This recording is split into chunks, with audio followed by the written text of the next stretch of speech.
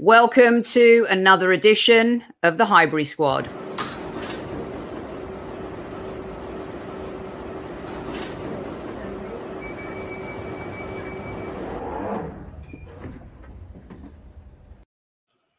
We are back as promised live. Joining me is my podcast brother, Mr. Super Kevin Campbell. Welcome back to the show, Super KC. Good to be back. Good to be back. And I'm really looking forward to this one. Me too, because we've had the ref on our previous shows, and it was a really popular segment. And there's a lot going on in football right now, and I think us football fans think we know all the rules. But here to help us get some clarity on the insanity of the weekend, and also to talk through some of the controversial decisions or non-decisions that Arsenal fans think didn't go their way in the Liverpool v Arsenal game last night. Welcome back to the show, the ref. Hey, how are we? Okay. We are epic. Yes. Big Dave. Big Dave's back. Long time. Yes, it's been a long time. Now, I just want to make it clear. Don't be put off by his accent, Gooners. I know it might still be hurting. We might still be hurting from last night, but our referee is definitely a fair referee. So let's start with the game before we get into the crux of this conversation, which is the handball, because it will all lead into that ref. The one decision I think that Arsenal fans are really upset about is the Mane elbow. Okay. And, you know, Kev was saying last night that when you're champions of England and you're playing at home, those are the kinds of decisions that go your way. I think when you look back at the replay, one of the biggest gripes is that it felt like Mane went into it premeditated. He knew what he was going to do, and he kind of put his hip into that. Regardless of whether you're champions of England and you're playing at Anfield, talk us through that from the referee's perspective, because we thought it was a red card, and I think that we've seen those given. Yeah, most definitely. I think from a refereeing perspective, look, referees don't want to be sending players off. First and foremost, they don't want to be giving those decisions. So they'll look at a decision like that, and to give a red card for that, the referee would have to be 100% certain that it was either premeditated, as what you have just said, or it was aggressive and could cause the opponent injury. One of the two or both. It has to be one of the two. If he thinks that the player has not intentionally gone to go for the man, or it's not over the top aggressive, he'll give a yellow card.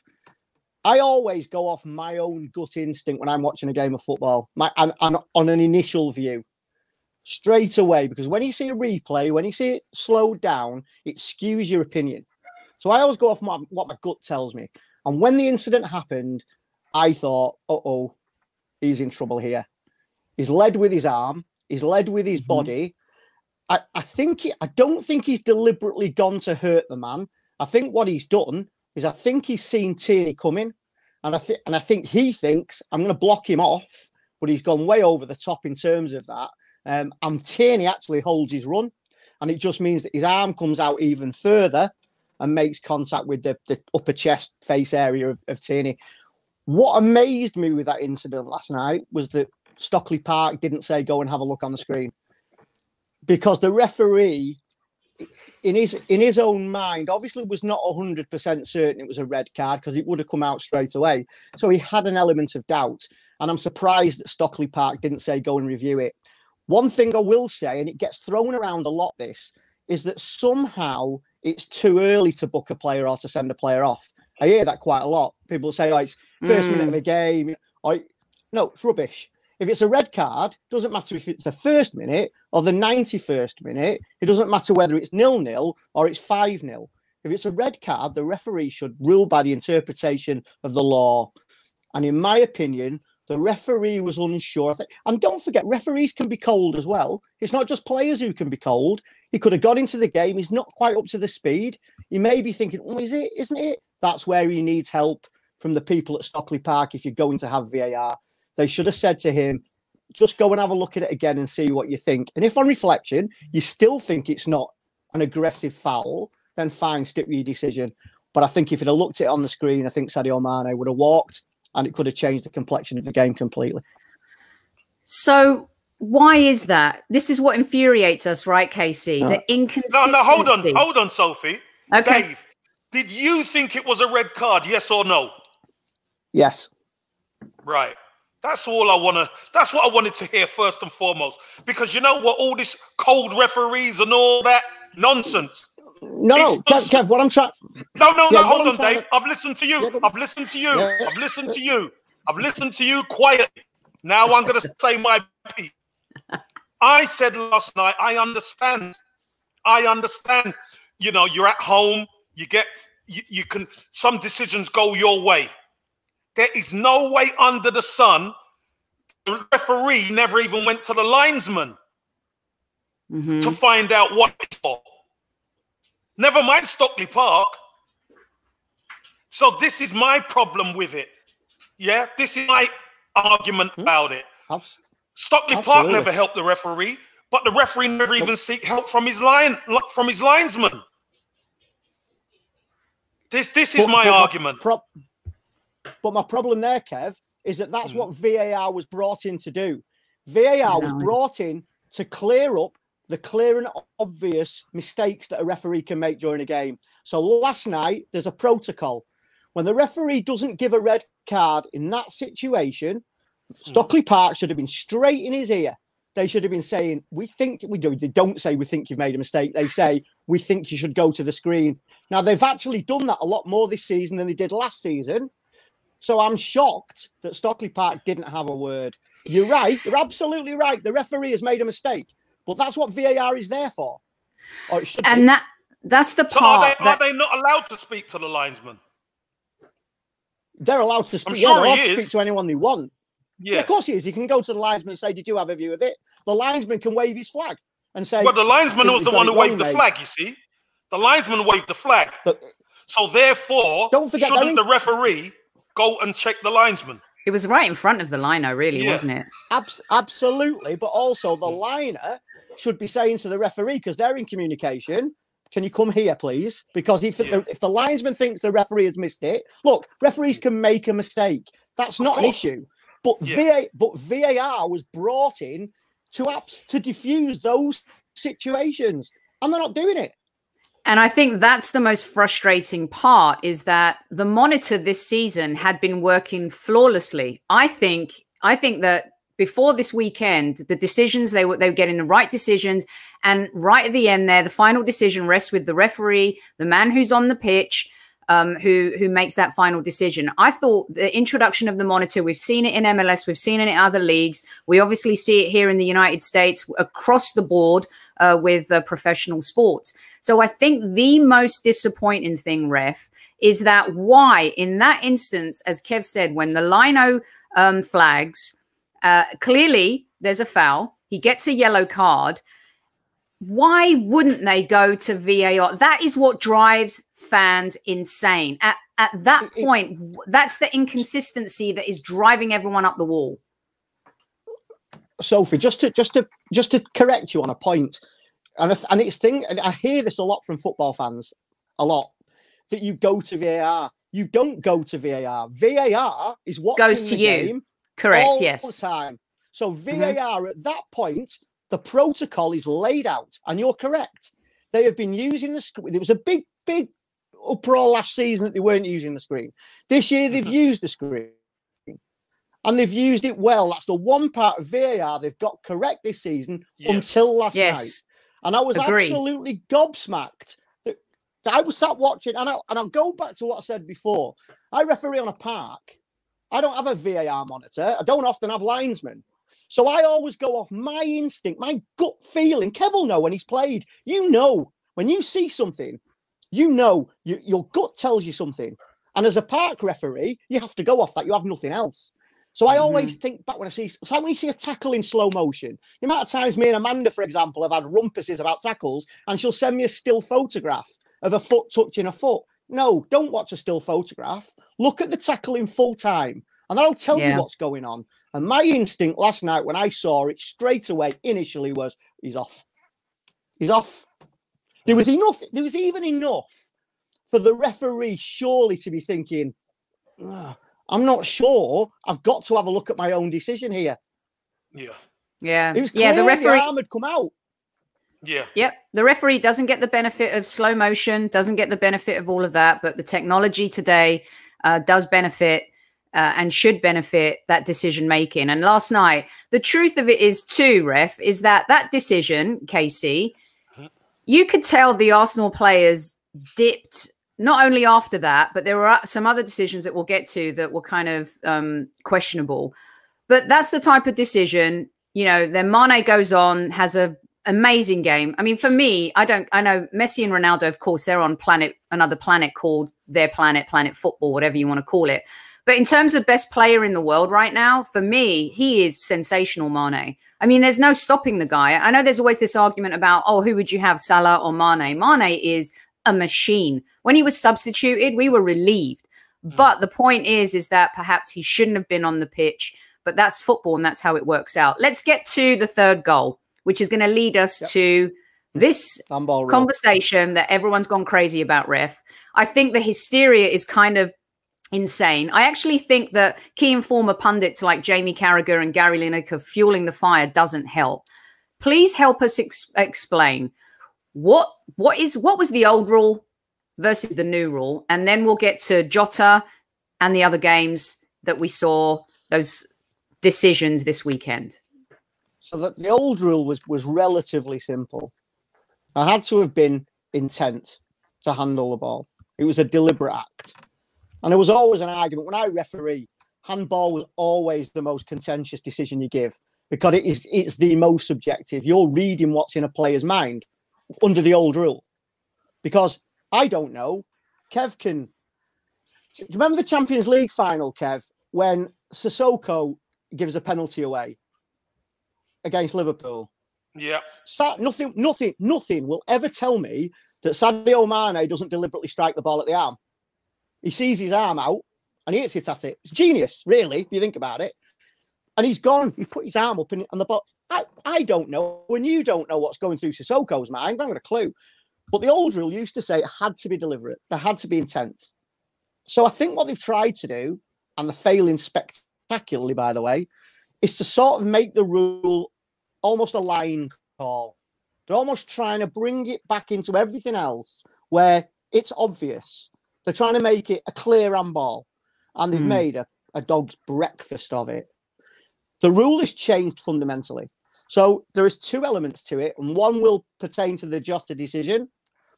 So where the arm becomes the arm has now changed. So the arm now starts at anything under the armpit there. So where your armpit is, there, anything above it, there, is now not handball. That is considered as part of the shoulder. The obvious problem with that is a ball is round. So a surface can hit, and it can hit there, and it can hit there. So you tell me. But it cuts off below the armpit there. Yeah, it looks like it's the shoulder. Yeah. Or it looks like it's the arm. Yeah. Yeah, it looks like on that one last night, I've watched it several times because live again, I went, oh, I'm not sure that's people will know by now. I'm a Liverpool fan. I didn't celebrate the goal because I went, oh, I think that struck his arm. And the fact that the goal was given pretty quickly was like, oh, okay. So I watched it again. And initially I thought it did hit his arm. But then when I looked at it, I think it's hit him on part of his chest there and there, so sort of there. And I think they've decreed that that's under the armpit. I think they've decreed that's part of the shoulder. So again, whilst they're trying to clear it up, they've made it more complicated for the supporter. Because I looked at it and thought it's handball. But when I looked at it again, I thought, yeah, I can see what they're saying. The ball's hit him there. So that's the one element of the handball rule. And then there's everything else. I've actually got it. In my hand is a piece of paper, as Neville Chamberlain once said. and that caused enough trouble. Okay, I'll read it. For the purposes of demeaning handball offences, the upper boundary of the arm is in line with the bottom of the armpit.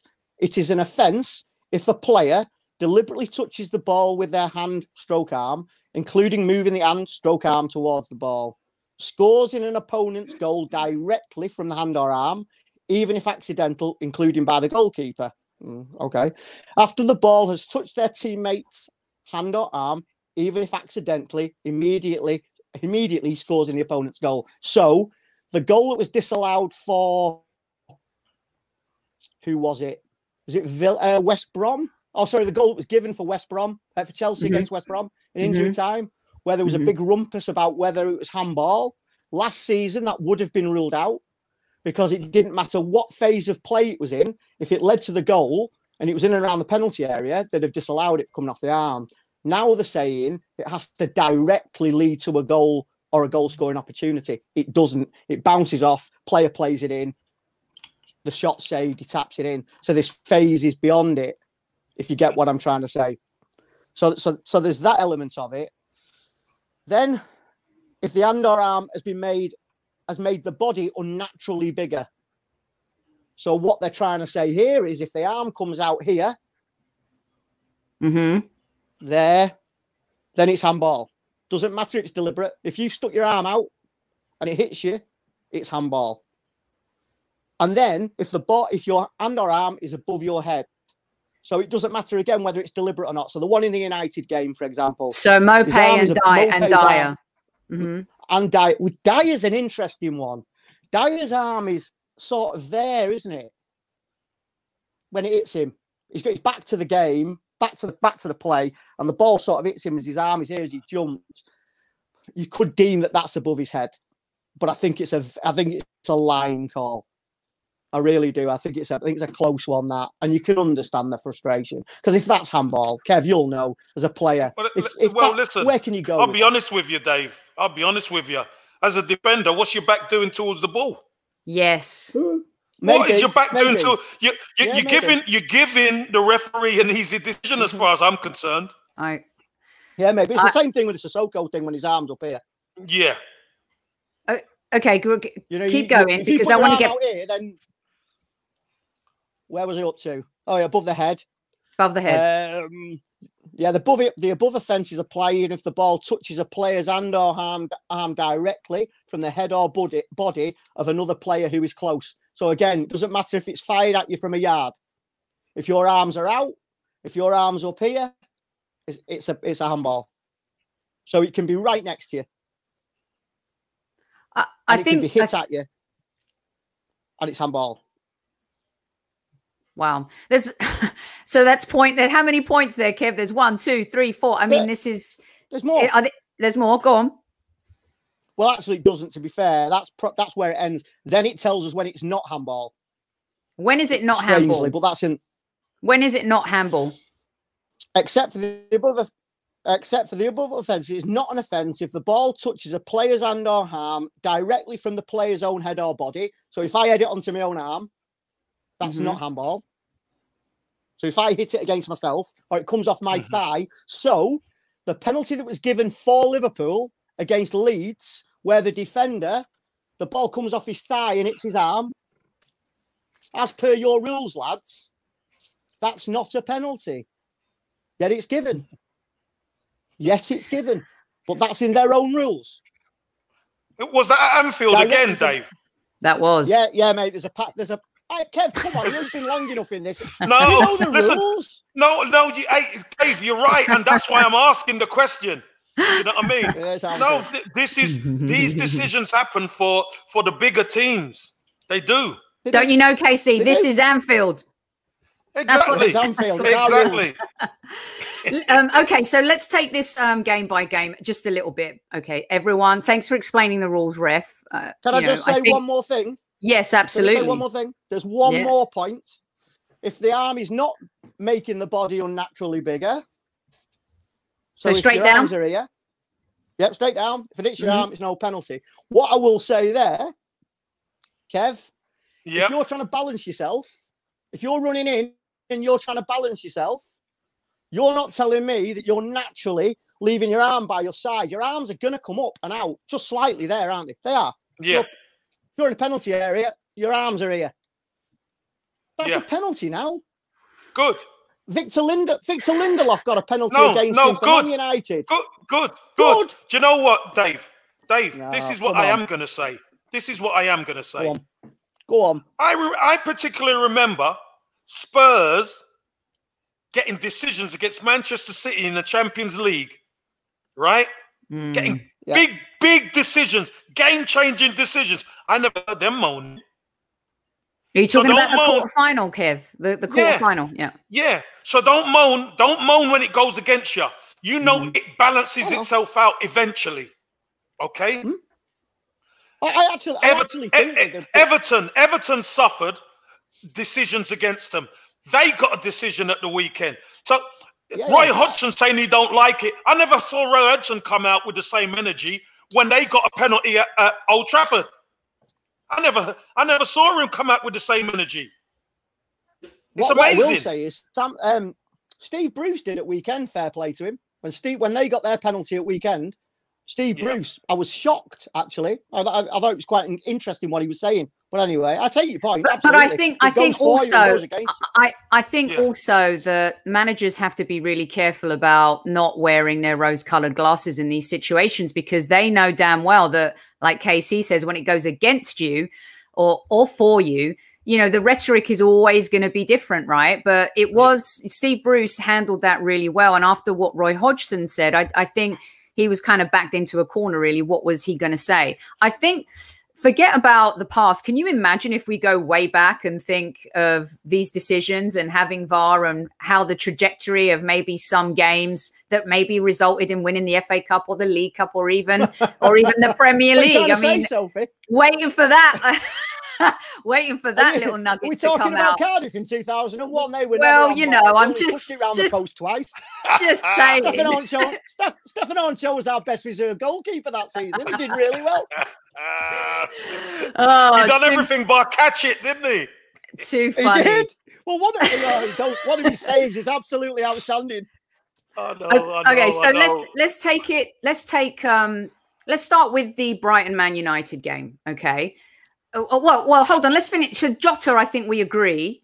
Why did that didn't go? Why didn't VAR intervene there? Did they look at that? They did intervene. Oh, they did. They looked at it. Okay. They did. They look at everything. Okay. All right. That's cool. They allowed it, but they did it really quickly. Yeah, it happened very quickly. They did it like instantaneously. Let's look at the Brighton Manchester United game, because the Fernandes penalty, I think we all agree that was a penalty. That wasn't the handball situation. I think the Pogba one, rightly so, was rescinded. He got a yellow card for that offence. That was not a penalty on, was it Connolly? I can't remember. And then obviously the moment of madness right at the very end where, you know, Harry Maguire headers it hit Mopé, puts his arm out, changes the trajectory of the ball, of course. The final whistle had gone. Now, let's all be clear, and I want you to make it clear, referee. At the time, everyone's like, the game's over. So the hysteria kicks in because of the immediate instant gratification reaction, right? Tell them, Dave, tell them. Can you please explain to everybody, once the final whistle goes, is the game over, or what is the rule? Can they go back and look at it? Take us through that a little bit.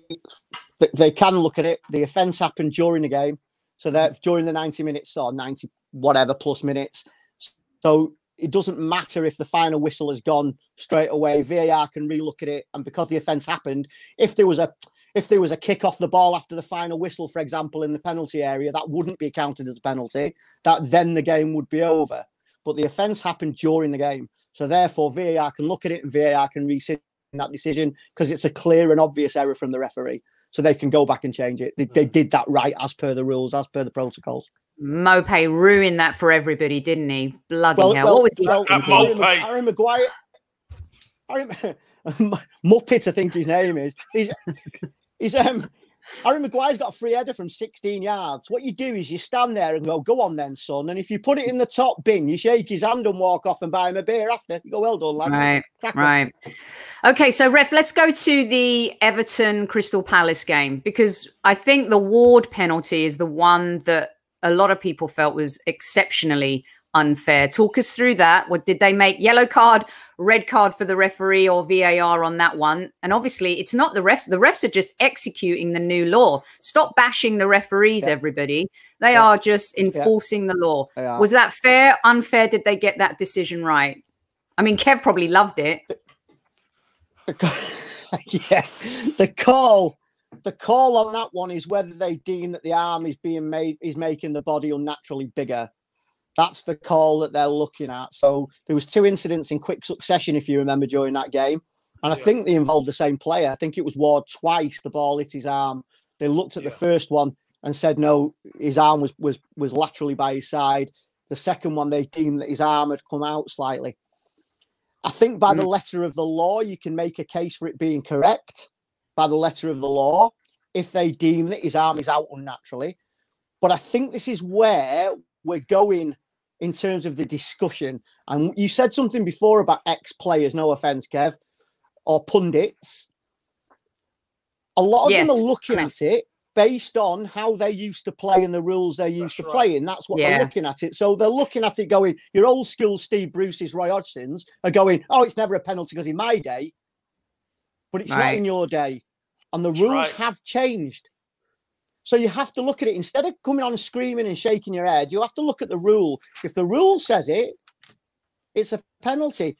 It's still a judgment call. VAR looked at it, thought his arm had come slightly out and deemed that his arm had made the body unnaturally bigger. I think it's harsh.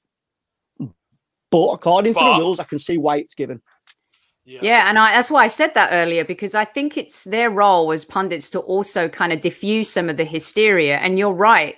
In terms of looking at it from that angle, Ref, that they're basing their opinions on what they experienced previously. And remember, a lot of these older guys, they don't, change isn't easy for people. Evolution of rules isn't easy for people. So for someone like Roy Hodgson, who's been in the game a long time, and Steve Bruce, that might be a little difficult for them to understand, especially if their team is on the receiving end of it. And when your team is on the receiving end of it, of course, it's harsher. I want to just I want to go back to the dire and again, like with the drama as well with these decisions, the Tottenham, Newcastle, and also the Brighton, Manchester United going into like the very end of the game, injury time. I mean, of course, as an Arsenal fan, you're chuckling, but at the same time, Arsenal fans, honest fans, came out and said, if that was us, I'd be spewing. Kev brought up the whole. He had his back turned. And again, these pundits on TV and a lot of fans are like, well, he wasn't even paying attention or looking at the ball. What does that have to do with it? Nothing. They've taken it out of the rules. The intent element of it has been separated. So you can still get a penalty for intent. If Maradona does what he does now and it's on VAR, that's disallowed. It's an intentional handball. And he'd get a yellow card. The intent has been put at the start, and then there's a whole list of rules beyond it now. And what annoys me is not managers. Managers are human beings. They've just seen their team lose points or win points with the last kick of the game. A camera's shoved in front of their face, and they've got to do an interview. And I understand why some managers can't control themselves and maybe lose it a little bit. What I don't understand are pundits who are paid a lot of money to go on national television to talk about football as experienced professionals, but actually, and I'll guarantee the majority have never actually read that. Agreed. They've read headlines, they've looked at it, but in their heads, it's not a penalty because the rules have changed, lads. You need to look at it, and lasses. You need to look at it. You need to look at the rule and see why a referee is giving the decision or VAR are giving the decision. It's not because they're incompetent most of the time, sometimes maybe. It's not because they're cheats. It's not because they're trying to do something to cause controversy. They are imposing the letter of the law. Now, there is an argument to say it's being imposed too stringently because that Ward one at Crystal Palace, they're being very, very strict on that. But they're being told to be strict. The dictat is you impose that. And Dave, isn't it usually earlier on in the season where they're very strict, and as the season wears on, then it tails off a little bit. Interestingly, if you look at if you look at this was brought in Spain and Germany last season before us, so they brought in this rule 12 months ago. And if you look at the number of penalties that were given there, and they'll be under the same diktat from UEFA and from FIFA above them, the number of penalties was consistent through the season. It never sloped off. So it'd be interesting here to see what happens in 2 or 3 months, to see if they are doing it stringently. Dave, I covered La Liga last season. A lot of the La Liga games, and listen, I've got no problem with the change of rules. You know, listen, it's the same for both teams. What you did actually see, Dave, what you did actually see is a lot of the defenders, if they're going to close a ball down, their arms were behind their back.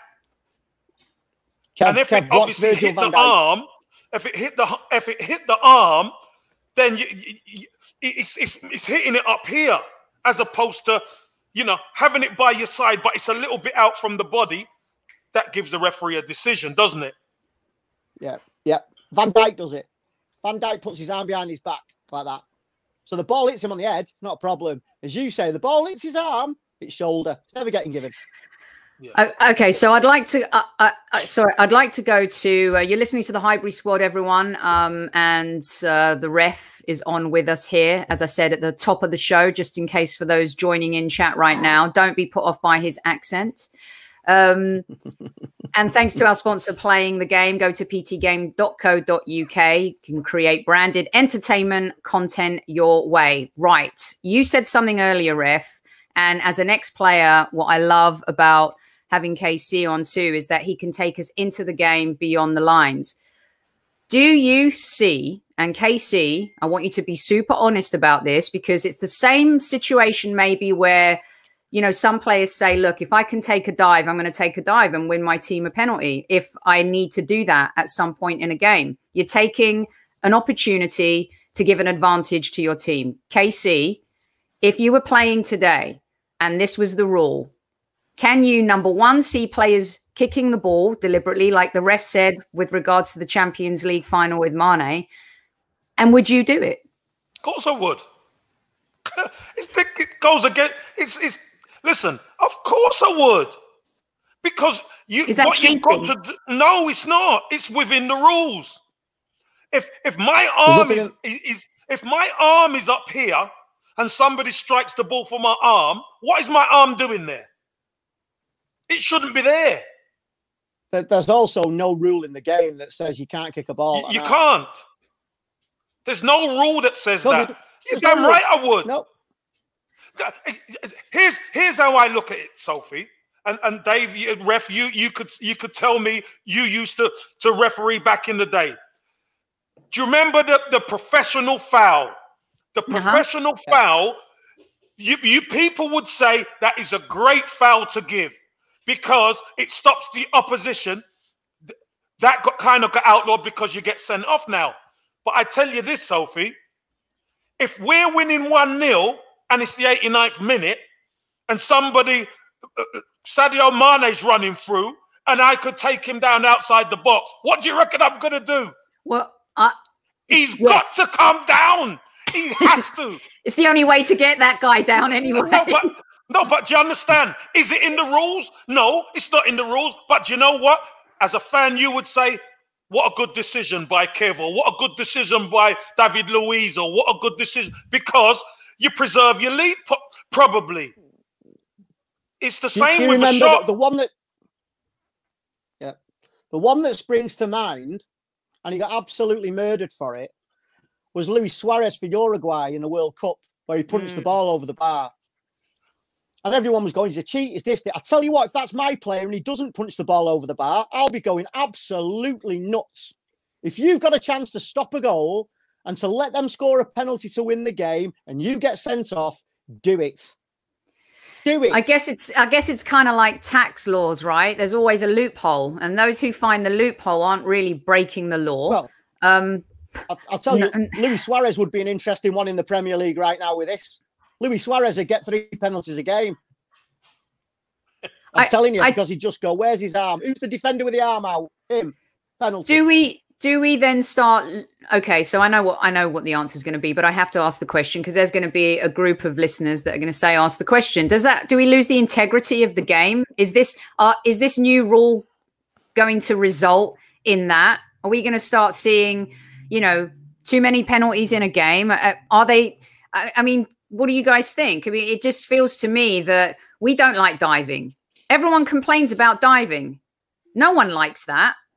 but you know, there are a lot of players that utilize it, and we've said to their advantage. I don't mind it if they're good at it. It's if they're bad at it, I've got a problem. Listen, I don't like say it. that. What did he say? What did he say? Says the world's oldest profession.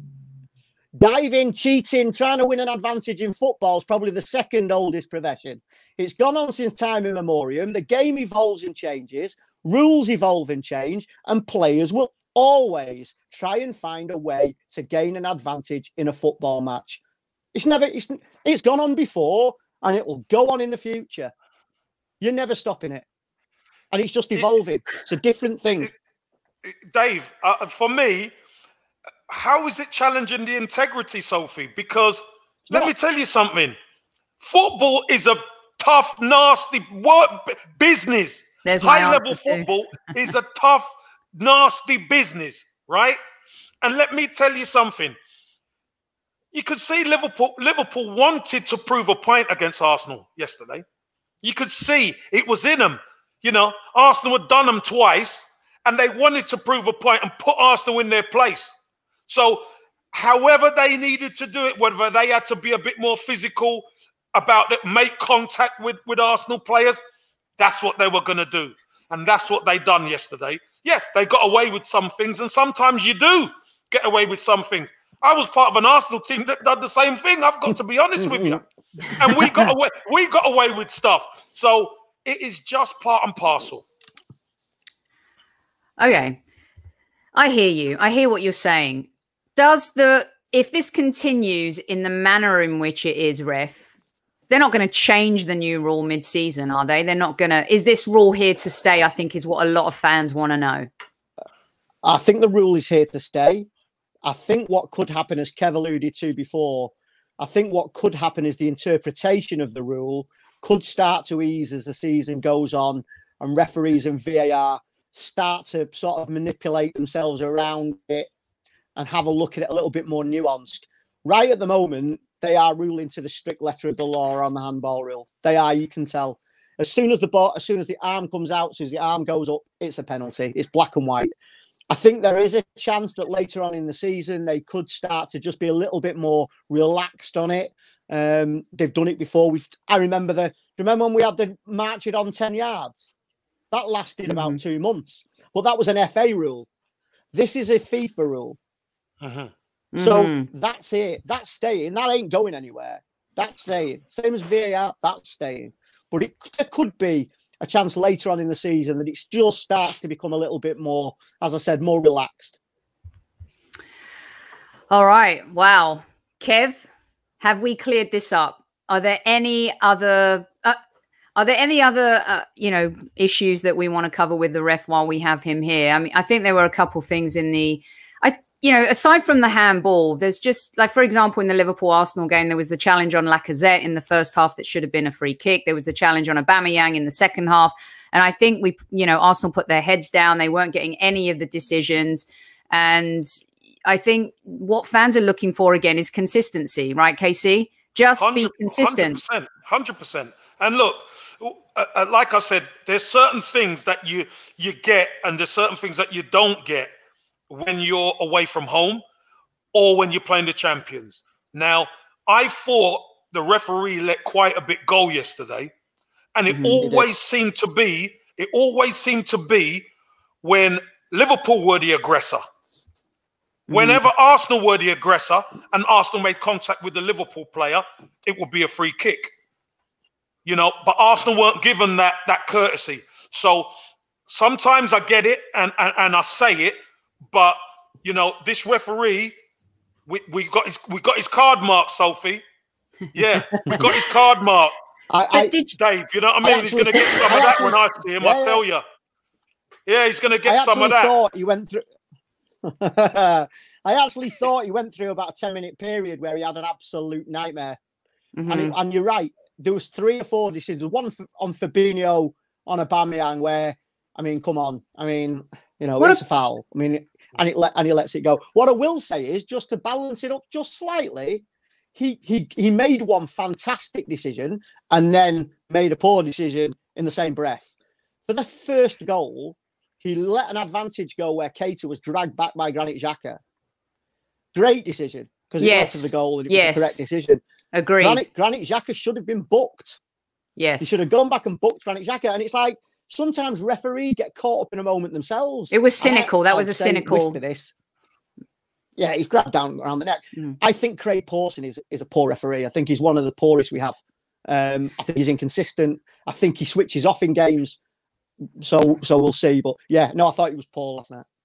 And the Ceballos was on for what? Just a few minutes, and he gives him a yellow card immediately for his first challenge. I thought that was a little bit harsh, considering how he'd let so much go previously.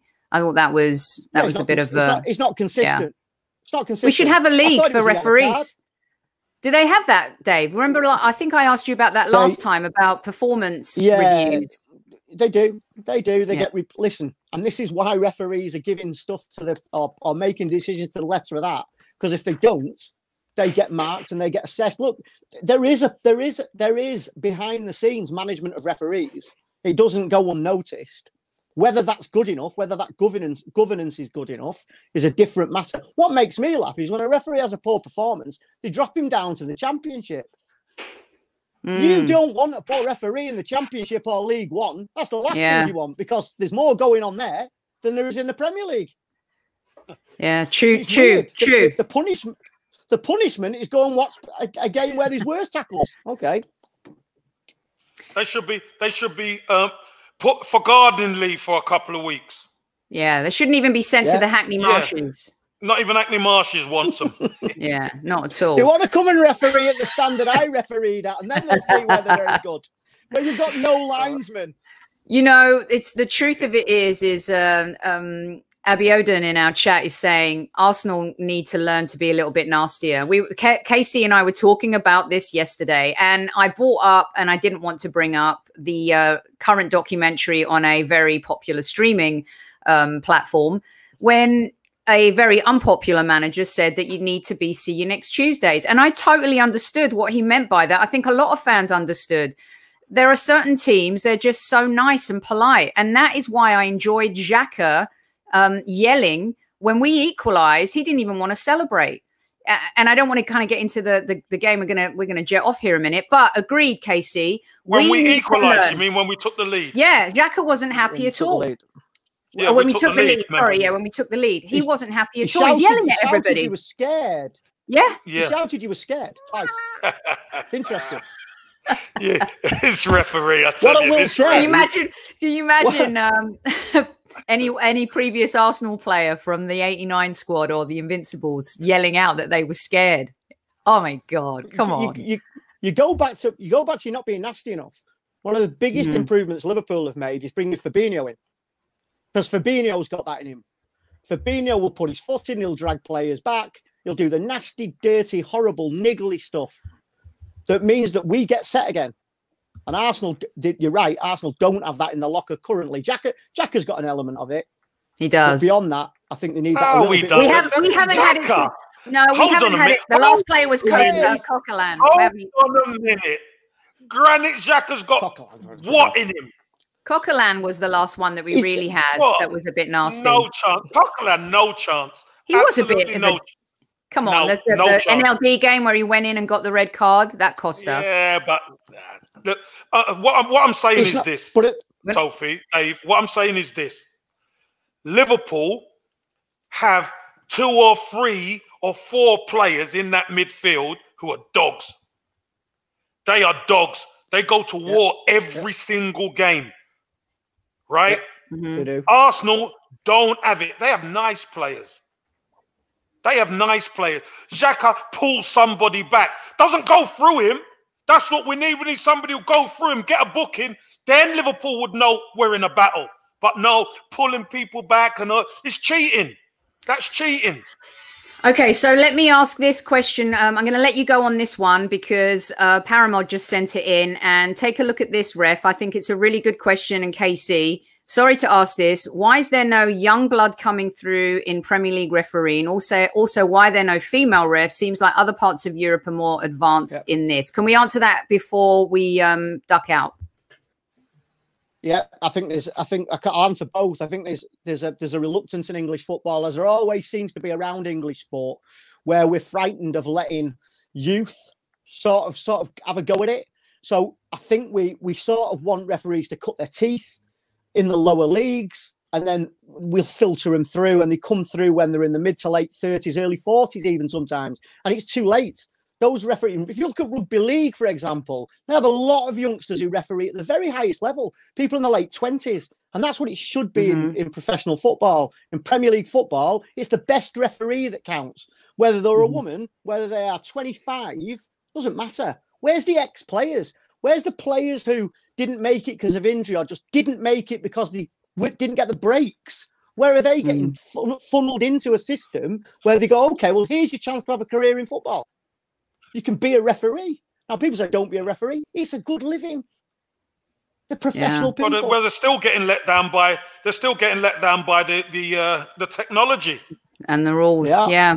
You know, so you're not doing them many favors, Dave, are they? You know, no. Anyone, and that's experienced referee. Yeah. Craig Polson's an experienced referee, and he's being let down by the technology. So it's a great the same way, Kev. Yeah, it's a great question to end the show on. Referee, really you have been absolutely outstanding. Thank you so much for giving us some clarity. Round of applause for the ref. Absolutely, brilliant, Dave. Brilliant. Top shelf stuff, and we will be. Good luck to Arsenal for the rest of the season. By the way, I hope we do. Really well. Thank you. We have another big game at Anfield in a couple of days. Hopefully, we'll win this one. I actually fancy you in that. I fancy you in that, to be honest. Will it be another 5-5? We'll see. 5-5, yeah. That was a cracker, wasn't it? Until then, Casey, we will see everyone back here on Thursday. Ref, we will see you throughout the season, for sure. No problem. We'll be bringing a little bit of you to our listeners as well. And until then, Casey, Listen, it's always Arsenal. Come on, you guys.